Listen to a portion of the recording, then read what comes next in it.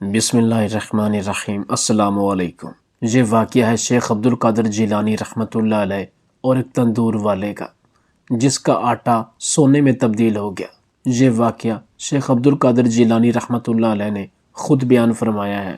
محترم ناظرین، آپ رحمۃ اللہ علیہ فرماتے ہیں، ایک بار کا ذکر ہے جب میں بغداد شریف میں تھا اور زمانہ طالب علمی میں تعلیم حاصل کر رہا تھا، جب میں اپنے گھر کو چھوڑ کر بغداد شریف آیا تھا۔ جو دینار میری والدہ ماجدہ نے مجھے دیے تھے وہ بھی اب ختم ہو چکے تھے، جس کی وجہ سے مجھے کافی تنگ دستی اور آزمائش کا سامنا کرنا پڑا تھا اور کئی روز تک مجھے کھانے کے لیے کچھ بھی نہ ملا۔ اب ایسا حال تھا کہ کس کے آگے ہاتھ پھیلائیں، اللہ کے سوا کوئی حقیقی دوست نہیں، کسی سے کچھ مانگے بھی تو سوائے شرمندگی کے کچھ نہیں ملتا، جو ملے گا اللہ کے در سے ہی ملے گا، مانگے بھی تو صرف اللہ تعالیٰ کے در سے ہی مدد اور خیر ملتی ہے۔ مجھے شرم آتی تھی کہ میں کسی سے کچھ کہوں یا کسی کو یہ فریاد کروں کہ مجھے بھوک لگی ہے، کیا مجھے کھانے کے لیے کچھ دے دو گے؟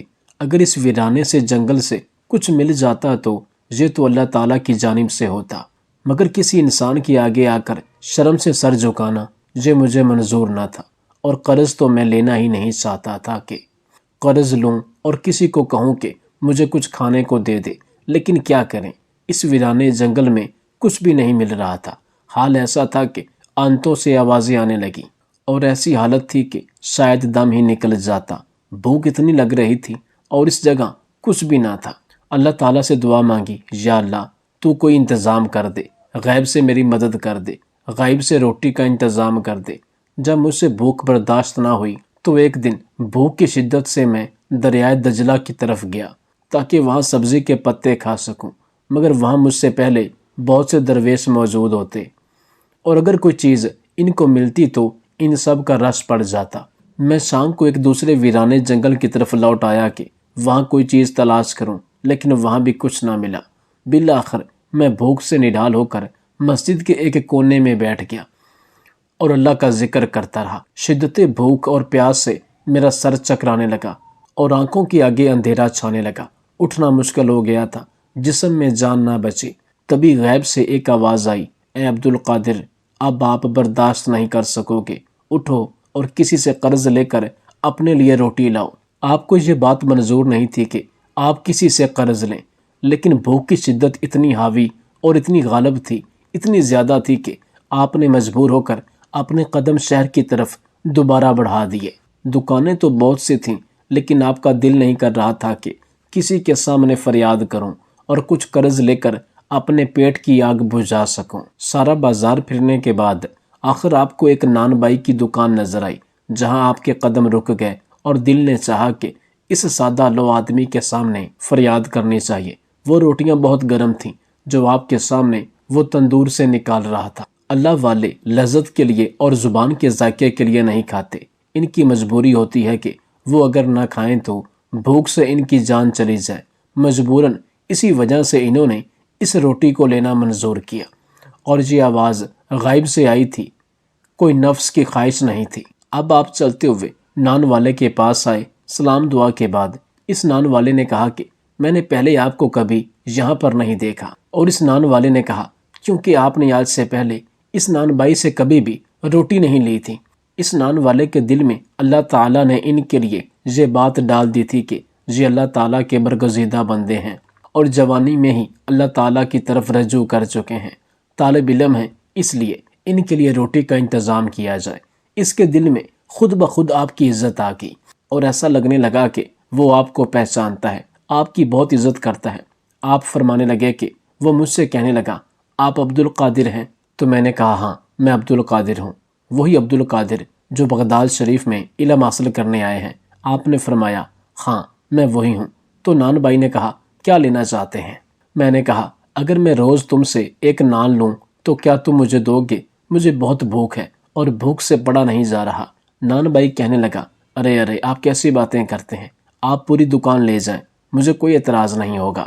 لیکن میں نے کہا کہ نہیں، مجھے صرف ایک نان چاہیے اور روزانہ مجھے 1 یا 1.5 نان دے دینا، اور اس کے بدلے میں جب بھی میرے پاس پیسے آئیں گے تو میں تمہیں قرض لوٹا دوں گا، کیونکہ میں اپنے سر پر کوئی بھی قرض نہیں رکھتا۔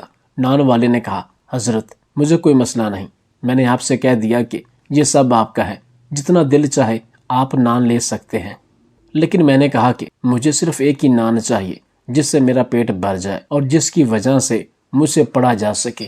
اس کے بعد میں نے نان لیا اور واپس جنگل میں آ گیا اور اللہ کا شکر ادا کیا۔ لیکن میں سارے راستے یہ بات سوچتا آیا کہ وہ نان بھائی والا مجھے زندگی میں پہلی دفعہ ملا تھا، لیکن اس طرح اس نے میری عزت کی جیسے مجھے صدیوں سے جانتا ہو۔ تو میں یہ جان گیا کہ یہ اللہ تعالیٰ کی خاص کرم نوازی ہے۔ بے شک اس نان بھائی کے دل میں اللہ تعالیٰ نے میرے لیے عزت ڈال دی تھی اور میرے لیے ہمدردی پیدا کر دی کہ اس نے مجھے بغیر جانے پہچانے نان بھی دیے اور بڑے ہی اچھے سلوک اور محبت سے پیش آیا۔ نوافل ادا کیے، اللہ تعالیٰ کا شکر ادا کیا۔ پھر میں اپنی کتاب پڑھنے لگا، علم حاصل کرنے لگا۔ علم کی منزل طے کیے جا رہا تھا۔ یہ علم دنیا کا علم نہیں تھا، بلکہ بڑے راز کھل رہے تھے۔ وہ باتیں پتہ چل رہی تھی جو کسی عام انسان کو پتہ نہیں چل پائیں۔ یقیناً یہ وہ علم تھا جس سے دنیا اور انسانیت کو فائدہ پہنچنے والا تھا۔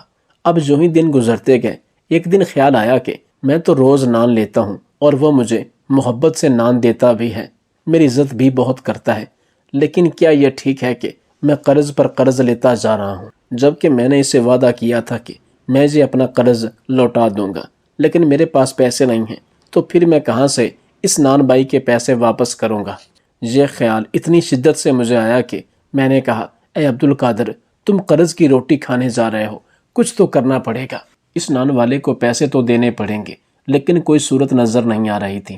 آخر کافی سوچ بچار کے بعد حضور غوث اعظم ایک بازار میں مزدوری کے لیے گئے کہ چلو 2-4 دن مزدوری کروں گا تو تھوڑے تھوڑے پیسے اکٹھے ہو جائیں گے جس سے میں اس تندور والے کا قرض اتار سکوں گا۔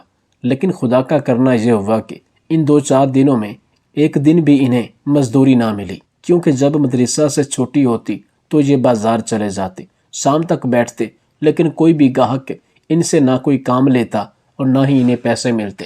آخر انہوں نے اللہ تعالیٰ کی آگے گڑ گڑا کر دعائیں کی کہ یا اللہ، میں وہ قرض ادا کرنا چاہتا ہوں، لیکن تو دلوں کا حال بہتر جانتا ہے کہ میری نیت میں کوئی خلل نہیں۔ میں نے کوشش کی لیکن مجھے مزدوری نہیں ملی۔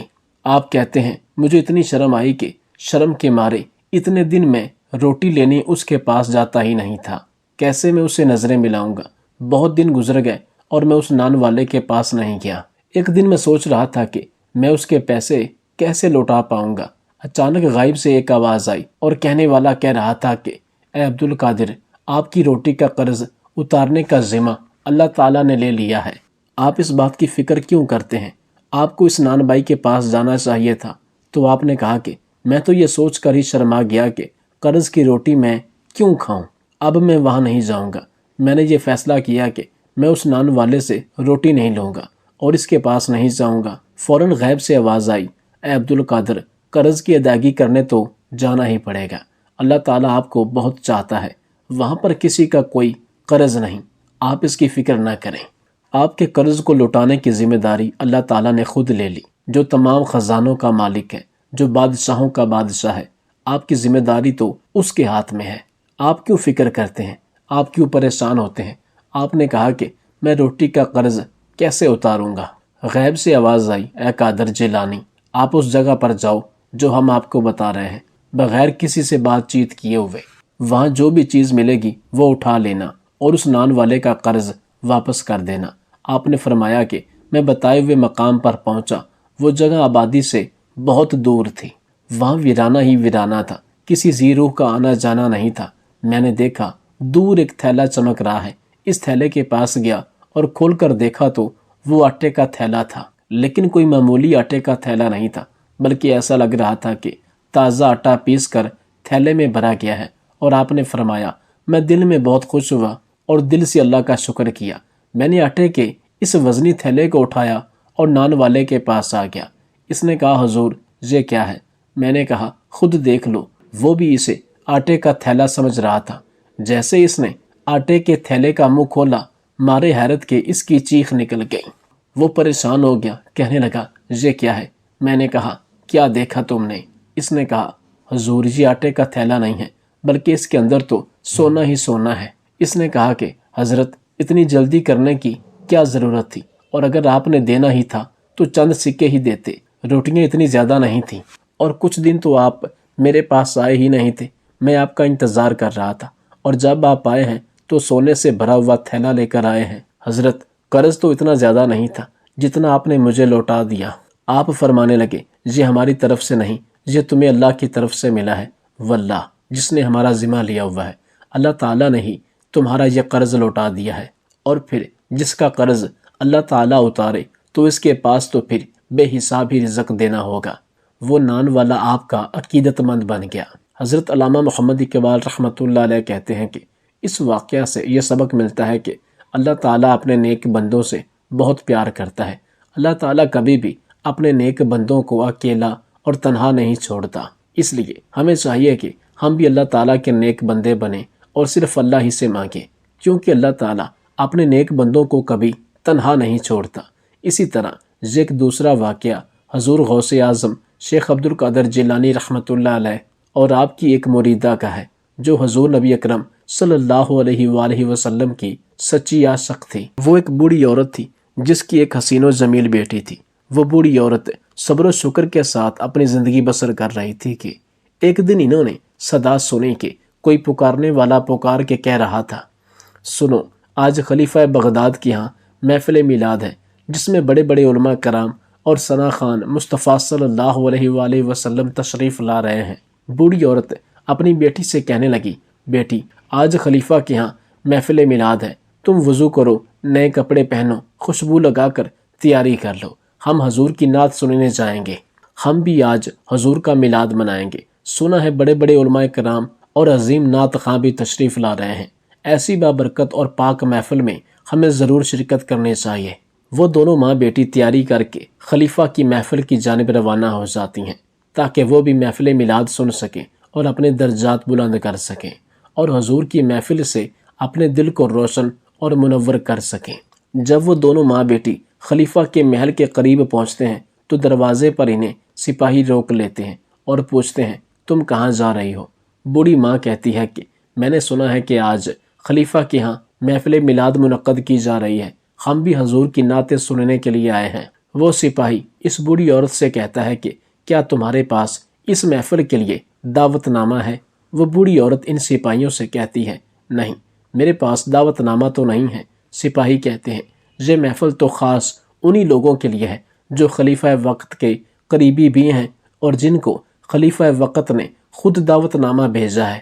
اس محفل میں ہر عام آدمی شرکت نہیں کر سکتا۔ وہ ماں بیٹی سپاہیوں سے کہنے لگتی ہیں کہ اگر ہم ایک کونے میں بیٹھ کر حضور پاک کی نعتیں سن لیں گی، حضور کی شان سن لیں گے، حضور کا تذکرہ سن لیں گے، تو خلیفہ وقت کا کیا چلا جائے گا؟ ہم بھی تو اسی نبی کی امتی ہیں، خلیفہ جس نبی کا امتی ہے۔ لیکن سپاہی کسی بھی طرح سے ان ماں بیٹی کو محفل کے اندر نہیں ہونے دیتے، اور آخرکار پریشان ہو کر وہ ماں بیٹی مایوس اور آنسو بہاتے ہوئے وہاں سے واپس آ جاتی ہیں۔ پریشانی کی حالت میں ماں اپنی بیٹی سے کہتی ہے، چلو بیٹی، اگر خلیفہ ہمیں میلاد سننے نہیں دیتا، حضور کی نعتیں ہمارے مقدر میں نہیں آئیں تو ہم گھر میں ہی محفل میلاد لگا دیتے ہیں۔ بیٹی پوچھتی ہے، اماں، گھر میں ہم کس طرح محفل میلاد لگائیں گے؟ تو وہ بوڑھی عورت اپنی بیٹی سے کہتی ہے، ہم گھر میں چل کر محفل کا انعقاد کریں گے تو تم نعتیں پڑھ لینا اور میں حضور کے معجزات بیان کر لوں گی۔ جتنا کچھ ہمیں آتا ہے، جتنا ہمیں معلوم ہے، ہم اپنی طرف سے حضور کی بارگاہ اقدس میں نذرانہ عقیدت پیش کر دیں گے۔ بیٹی کہتی ہے، ٹھیک ہے۔ وہ دونوں ماں بیٹی گھر پہنچ جاتی ہیں۔ اب ماں بیٹھ جاتی ہے اور بیٹی نعتیں پڑھنا شروع کر دیتی ہے، اور پھر بیٹی بیٹھ کر سننے لگتی ہے، اور ماں حضور کے معجزات اور حضور کی نعتیں سنانے لگ جاتی ہے۔ الغرض پوری رات وہ ماں بیٹی یہی کرتی رہیں۔ پوری رات حضور نبی اکرم صلی اللہ علیہ وآلہ وسلم کو اپنے دکھڑے سناتی رہیں۔ جب رات ڈھل جائے گی تو بیٹی کو ماں نے کہا کہ جاؤ ذرا دیکھ کے آؤ کہ رات کا کون سا پہر ہو گیا ہے، تاکہ ہم تہجد کی نماز پڑھ لیں۔ اس وقت ستاروں کو دیکھ کر وقت کا اندازہ لگایا جاتا تھا۔ جیسے ہی باہر آئی تاکہ وہ ستاروں کو دیکھ کر رات کے پہر کا اندازہ لگا سکے تو واپس پیچھے دوڑی تو اندر بڑھیا نے پوچھا، تمہارا چہرہ بتا رہا ہے کہ تم ڈری ہوئی ہو، ایسا کیا ہو گیا ہے کہ تم اتنی پریشان لگ رہی ہو؟ بیٹی ماں کو کہتی ہے، ماں، باہر ایک نورانی چہرے والا بزرگ ہمارے گھر کی چوکھٹ کو چوم رہا ہے۔ وہ ماں بیٹی دونوں باہر آتے ہیں تو دیکھتے ہیں کہ حضور غوث اعظم شیخ عبد القادر جیلانی رحمۃ اللہ علیہ اس غریب ماں بیٹی کے دروازے کی چوکھٹ کو مسلسل چوم رہے تھے۔ غریب عورت فوراً آگے بڑھی اور حضور غوث اعظم رحمۃ اللہ علیہ کے ہاتھ چوم کر عرض کرنے لگی، حضور آج اس غریب چوکھٹ کو کیسے چوم رہے ہیں؟ ہم پر اتنی کرم نوازی کیوں کی جا رہی ہے؟ تو حضور غوث اعظم رحمۃ اللہ علیہ فرماتے ہیں، اے نصیبوں والی عورت، تو غریب نہیں بلکہ تیرے جیسا دولت مند پورے بغداد میں اور کوئی بھی نہیں ہے۔ وہ بوڑھی عورت حضور غوث اعظم رحمۃ اللہ علیہ سے کہتی ہیں، حضور آخر ماجرا کیا ہے؟ کیوں آپ ہم جیسے گناہ گاروں کی چوکھٹ کو چوم رہے ہیں؟ حضور غوث اعظم رحمۃ اللہ علیہ فرماتے ہیں، اے اللہ کی بندی، تو جس در سے ساری رات نعتیں پڑھتی رہی ہیں، تیری نعتیں سننے کے لیے مدینے کے تاجدار خود تیری چوکھٹ پہ آئے تھے اور ساری رات حضور تمہاری اور تمہاری بیٹی کی نعتیں سنتے رہے ہیں، تو بس حضور کے قدم چوم رہا ہوں، تمہاری چوکھٹ پہ حضور کے قدم لگے ہوئے ہیں، میں تو ان کی قدم بوسی کر رہا ہوں۔ سبحان اللہ، اس ماں بیٹی کی کیا شان ہے کہ جس کی نعتیں خود حضور اکرم صلی اللہ علیہ وآلہ وسلم سننے آئے ہیں اور جن کے دروازے کی چوکھٹ کو حضور غوث اعظم چوم رہے تھے۔ بے شک یہ بڑا لجپال گھرانہ ہے، کوئی صدقے دل سے سچی نیت سے ان کو پکارے تو حضور کسی بھی اپنے عاشق کو مایوس نہیں کرتے۔